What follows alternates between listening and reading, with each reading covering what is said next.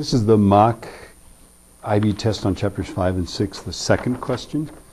The second page is just a random collection of energy questions. I've picked the three that are the hardest for people. First one's like really easy, but anyway. A motor does 3,120 joules of work in 1.2 minutes. What is its power? And then how much work would it do in 5 minutes, is that what it says? Yeah. And this pen is relieved of duty. Okay, so 3,120 joules, 1.2 minutes. Right, so 3,120 joules. So power is work divided by time. So it's going to be 3,120 joules divided by 1.2 times, and then you have to go 60 seconds, right? To get it into, you have to convert the 1.2 minutes to seconds, right? So 1.2 times 60 is 72, right? So that'll be 3,120 joules over 72 seconds. 3120 divided by, and then I get 43.3 at repeating. What's that unit? Watt is the unit of power. This is really sad. I mean, there's nobody here, and I'm making jokes. You see how it works, right? And then it says, what work would it do in 5 minutes? Well, 5 minutes is 300 seconds, right? So if that's the power, work is going to be power times time, so it's going to be 43 1/3 times 300. And the answer is, it's going to be a boatload times 5 times 60. That's 13,000 joules. Yeah, so that's A. Just don't forget to convert minutes to seconds. I mean, that's pretty tricky. And then it says you throw a .145 ball. Huh. Ratzafras. Should say kilogram there. Okay. Why am I've already copied this thing. Why am I finding this error right now? Okay.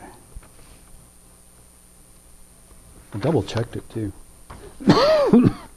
So you throw it straight up with exerting a force of 37 newtons for 1.2 meters. So here's this ball, 1.2 meters, 37 newtons. The ball is exerted, right? And at what elevation is it going? 14.5 meters per second. What elevation above its lowest point?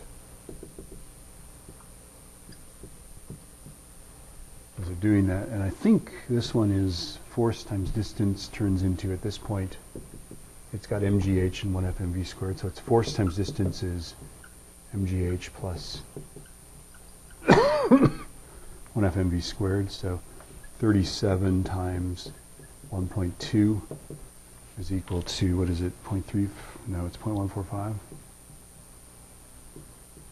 9.81 times, well, the height, I guess we don't know the height, right, plus 1/2 times 0.145 times 14.5 squared. Yeah, the height is the only thing we don't know, so we got to be able to figure this out. What I'm going to do is I'm going to go this minus this, and then I'm going to divide by those guys, right? So 37 times 1.2, that's 44.4. And then this guy is 0.5 times 0.145 times 14.5 squared. This one is 15,243, right? Okay. So I'm going to go that.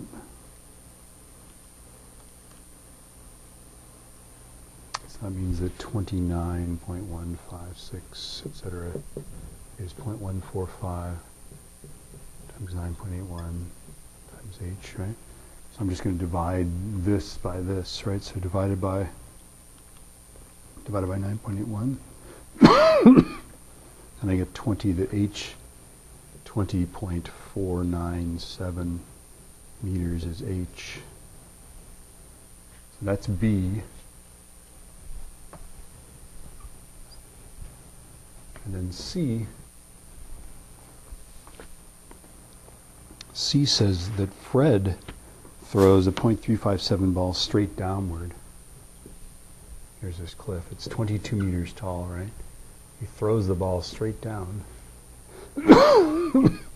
12 meters per second. At the bottom, it strikes the ground right before the bottom. It's only going 17 meters per second. So presumably, in this situation, in this distance, it would be going faster than that.